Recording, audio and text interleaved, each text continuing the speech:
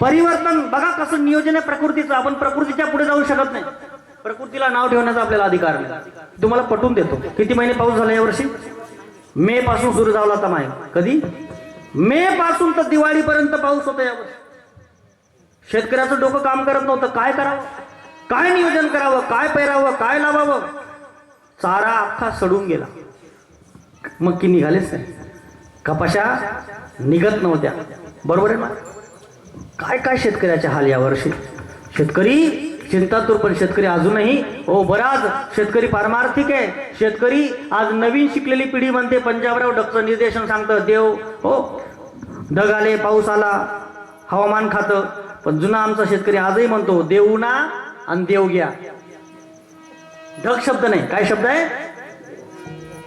असाच एक धार्मिक शेतकरी वरती पाहतो. पाऊस चालू होता दिवाळीच्या अगोदर पाऊस चालू होता. नुकसान होत होतं, कपाशा खराब होत होत्या. तो वरती पाहतो आणि सांगतो बंद करे ओ पापी. कोणी सांगितलं? काय सांगे? बंद करे ओ पापी. अहो पुण्यवान सांगे बंद करे. मला एक सांगा, 8 महिने पाऊस, एवढी मोठी चूक ही निसर्गाची कस काय? एक चिंतन सांगतो तुम्हाला, ऐका. गेल्या अनेक वर्षापासून जगातले मोठमोठे विद्वान शास्त्रज्ञ ओरडतायत, सांगतायत ग्लोबल वॉर्मिंग, जागतिक तापमान वाढतंय. प्रकृतीचं, पृथ्वीचं तापमान अनेक प्रकल्पांमुळे, अनेक कारखान्यांमुळे, प्रदूषणामुळे तापमान वाढतंय. हे ज्या गाड्या बदलल्या चालल्यात ना प्रत्येक देशामध्ये, BS4 BS5 ही जी आहे ना प्रणाली, CNGच्या गाड्या, बॅटरीच्या गाड्या, याच्या मागे हे उत्सर्जनामुळे तापमान वाढतंय जगामध्ये. एवढे वाहनं, लाखो प्रकारची वाहनं, प्रत्येक घरात आता 2-2 वाहनं झाली. हे तापमान वाढतंय म्हणून ग्लोबल वॉर्मिंग, जागतिक तापमान वाढल्यामुळे निसर्गाचा समतोल ढासळलाय. म्हणून तर 4 महिन्याचा पावसाळा आता 8 महिन्यांवर आला. उदाहरणार्थ लक्षात आहे तुमच्या? उदाहरणार्थ तापमान वाढलं, आपण काय करतो खरं सांगा? आपल्या घरामध्ये उन्हाळ्यात तापमान आता वाढलेलं ते 47च्या पुढे चाललं गेलं. जर तापमान वाढलं आपल्या घरामध्ये, आपण काय करतो? काय लावतो आपण? AC नाही, आपण कूलरच लावतो. हो, आपल्या घरातलं तापमान वाढलं तर आपण काय लावतो? कूलर लावतो. मग आता जगाचं तापमान वाढले, मग तो काय लाई आहे? 8 महिन्यानं कूलर होता. हे पावसाळा लक्षात येतंय का? पुढे पुढे काय होईल सांगता येत नाही. त्याला कारण आहे आपण प्रकृती सोबत खेळतोय. प्रकृती परिवर्तन करते, तिची रिपेरिंग ती स्वतः करते. लक्षात ठेवा, हे नियोजन चाललंय. समय एक सारखा नाहीये. म्हणून ज्याच्याकडे आज जे नियोजन आहे, समजून घ्यायचे की आपल्याकडे आज आहे, उद्या नाही. आणि म्हणून असल्या गोष्टीमध्ये समाधानी राहणं, समाधानी तो सुखी, समाधानी राहणं फार महत्वाचं आहे. कधी कधी काट रासू सिंहहार जावे, कधी कधी काट रासू सिंहहार जावे, समय को भरोसो कोणी कद पलटी मार जावे, समय को भरोसो कोणी कद पलटी मार जावे. बदलत असते जगामध्ये, एक सारखा समय नसतो. लक्षात ठेवा, महाराज म्हटले सावधान राहा. कशापासून सावधान राहा? 6 गोष्टीपासून सावधान राहा. जीवनामध्ये परिवर्तन यांच्यात होणार आहे. तुमच्यामध्ये जीवनात परिवर्तन झालं पाहिजे. काकडा आपण ऐकतो ना, काकड्याचे सुंदर अभंग आहे. धनदारा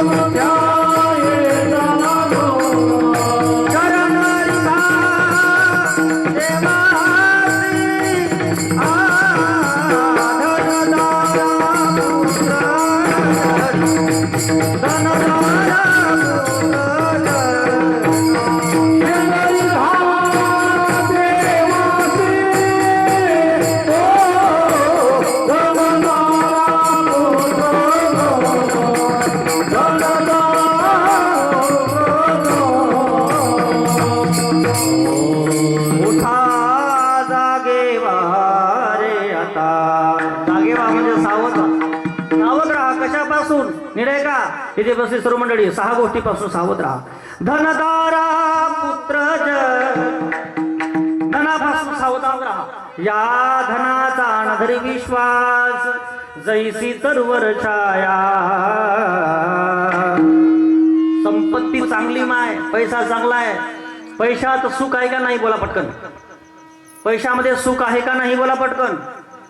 पैशात सुख आहे का नाही म्हणतात तुम्ही. सुख नाही पैशामध्ये. ज्याच्याकडे पैसा नाही त्याला विचारा पैशात सुख आहे. पैशात सुख आहे पण बारीक आहे का. पैशात सुख आहे पण जो खर्च करेल त्याच्यासाठी. काही लोकांकडे पैसा खूप आहे पण खर्च नाही, कोणाला देणं माहित नाही, कधी दान धर्म माहित नाही. ठीक आहे का. नातरीन दैवाच्या परिवरी लोह्या रुतल्या हाती सहस्रवरी तेथ बैसोनी उपवासू करी दारिद्र्य जिये.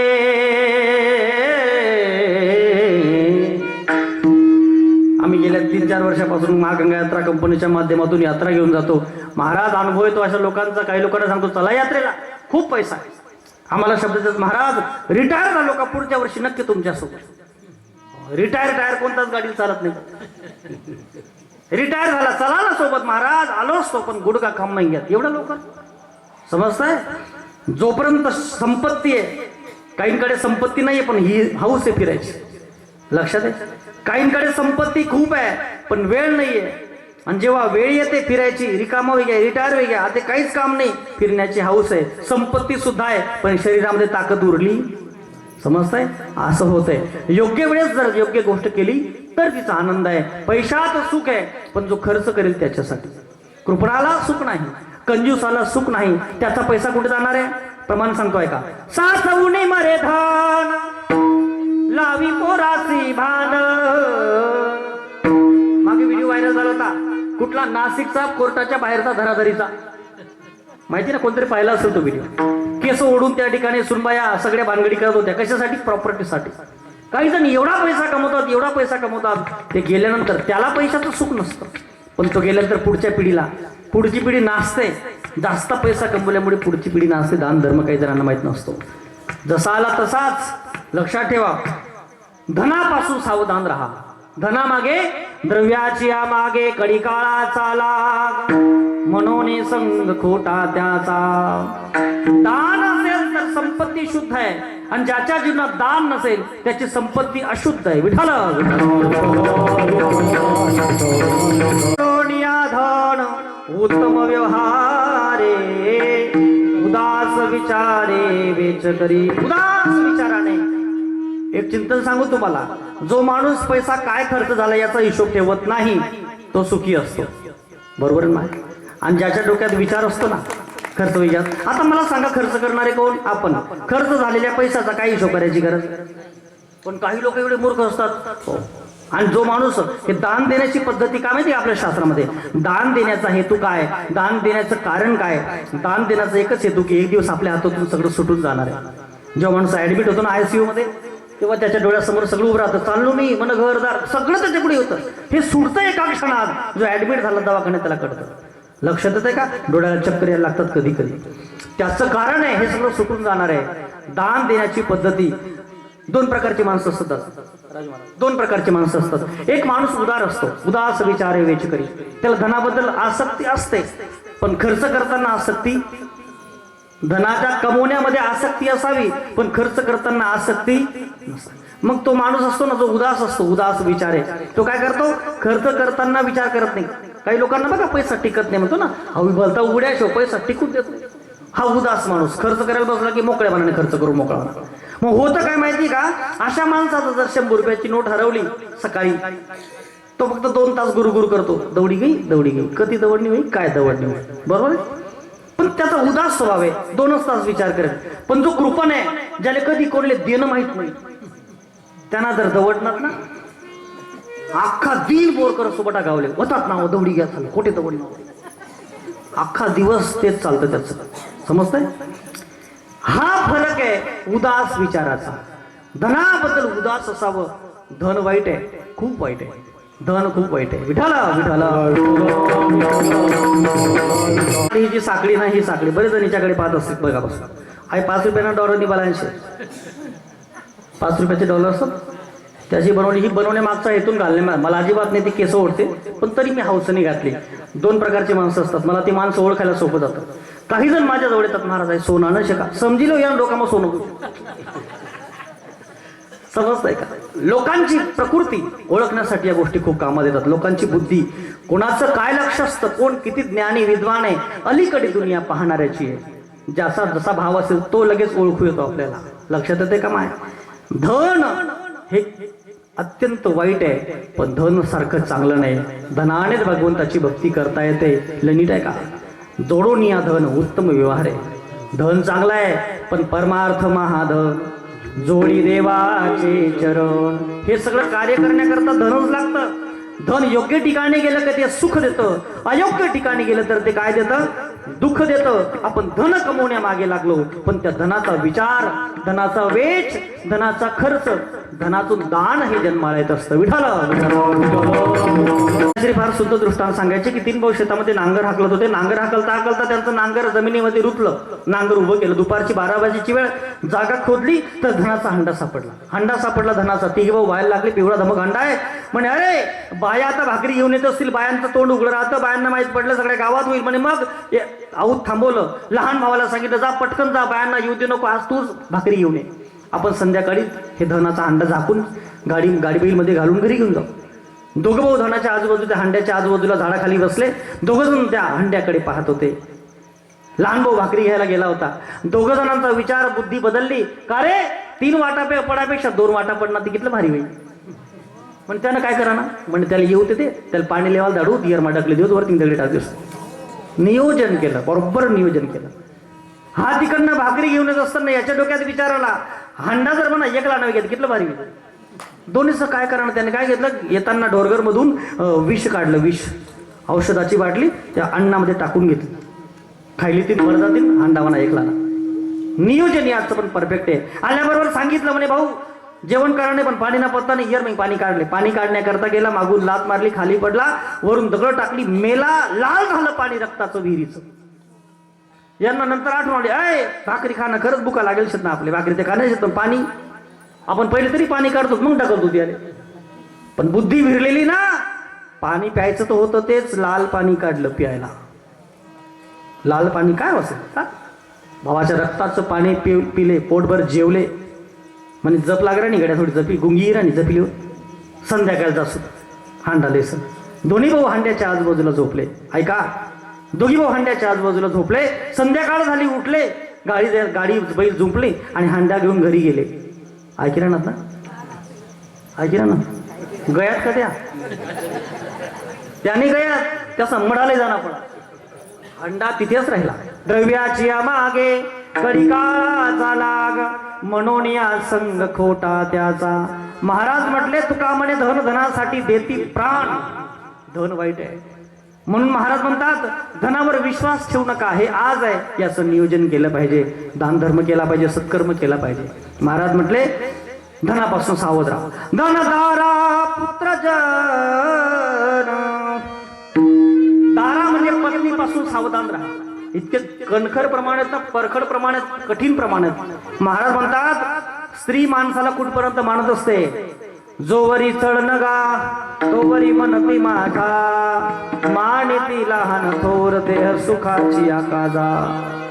धनवंत पुरुषासी स्त्री लवटव करी कैसी. नाथ महाराज तुकडा देखोनी सुनी जैसी, हालवी पुच्छासी आपुलिया.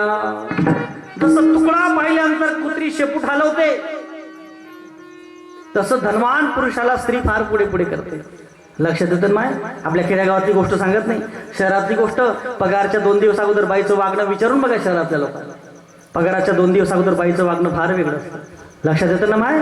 जोपर्यंत पैसा आहे, जोवरी चढ नगा, जवळ चाले मोठा धंदा, तो बहीण म्हणे दादा. गरमादाना ते नवरा म्हणा, आणि पुढे न तुमले माहीत शेना. महिला मंडळ जोपर्यंत पैसा आहे तोपर्यंत सगळे मानतात. हो, बऱ्याच घरामध्ये अनुभव आला असेल. आता तुम्हाला 1500 रुपयाचा मान आहे तुमचा लाडक्या बहिणींचा. हाय तुमच्या पगारामुळे काय वजन आहे, मना पैसा. कोणा पैसा? घरामध्ये तू न मन चालू आहे, मना पगार, मना पैसा. लक्षात येते माय? हा पैसा फार दुःख देतो, घरामध्ये भानगडी वाद घालतो हा पैसा. महाराज म्हटले पत्नी सुद्धा धनदारा पुत्रजन. फार मोठा चिंतन आहे. मुलाबद्दल महाराज सांगतात मुलगा सुद्धा आपला नाहीये. लक्षात येतं ना? कुठपर्यंत तुमचा आहे तो? जोपर्यंत तो त्याच्या डोक्यावर अक्षदा पडत नाही आणि जोपर्यंत तो पिवळा होत नाही तोपर्यंत तुमचा आहे.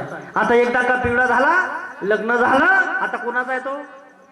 कोणाचा आहे? बोला पटकन मोकळ्या मनाने. कोणा आहे तो? तुम नाणी तो आते. कोणा आहे तो? तिनाश येतो. तिना. महाराज म्हणतात बऱ्याच जणांना नीट आहे का, अलीकडे वाईट परिस्थिती नाही समजला बाप नाही समजला. हे घरातलं उपेक्षित पात्र आहे. सर्व त्याच्यावर उपेक्षा करतात. इंद्रिय मावळली आला बागुला जा, कैसा विपरीत झाला तोची देह नोहे तुझा. नाक मुख गडू लागले लाळाने मूळ श्वाना परिगती झाली अवघे करती हादळा. महाराज म्हणतात हे पात्र उपेक्षित आहे. कोणतं? खरं सांगा. घरात करतं पाप, मुलांसाठी सगळ्या सुविधा, घरच्या सगळ्यांसाठी सुविधा, आणि रात्रीचा दिवस करतो, हाडाची काढा करतो, रक्ताचं पाणी करतो, राबतो. कोण? घरातला माणूस, घरातला करता व्यक्ती, त्याला बाप म्हणतात. उरा मंदी माया त्याच्या काळ्या मेघवानी, दाखविना कधी कुणा डोळ्यातलं पाणी.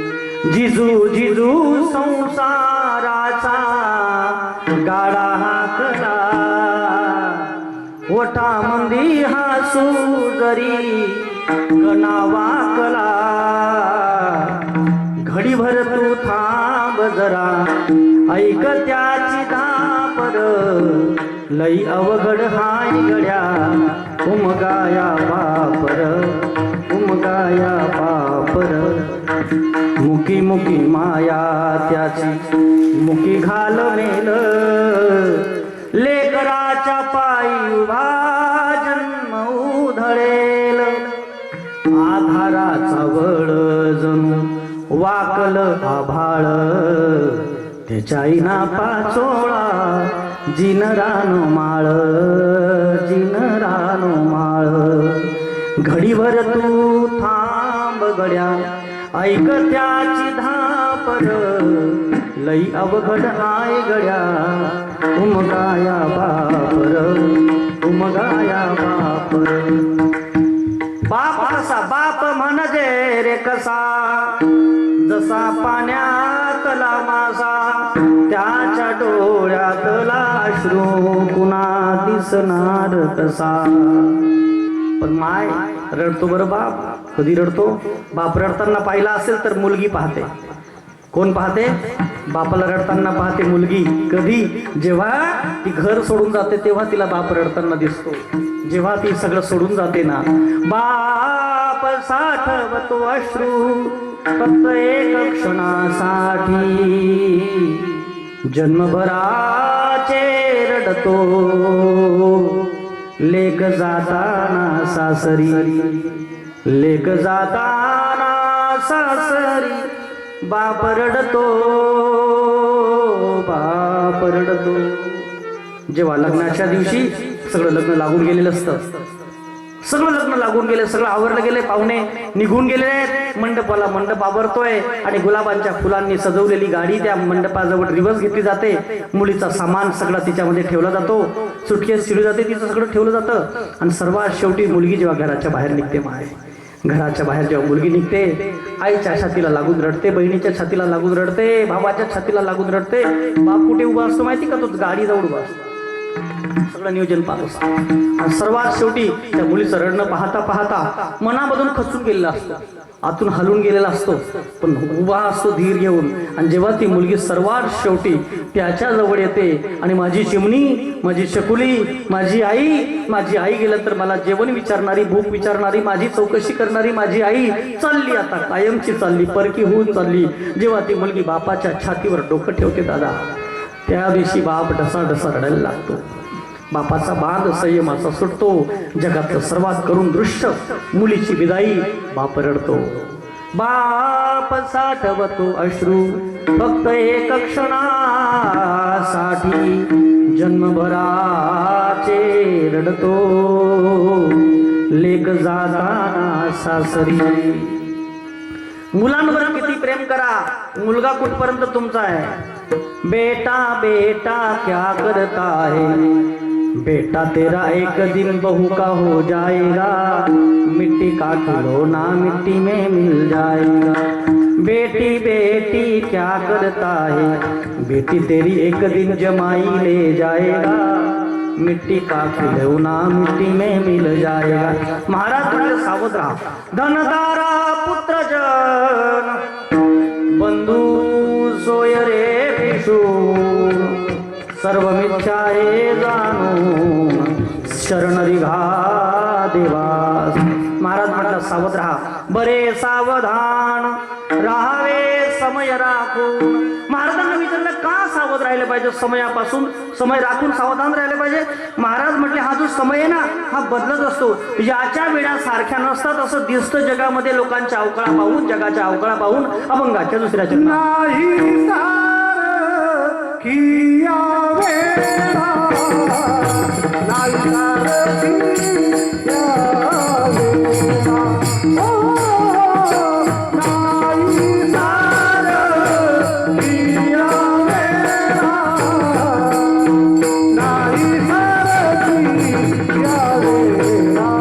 ओ नाही सारखिया वेळा, नाही सारखिया वेळा, ओ नाही सारखिया वेळा,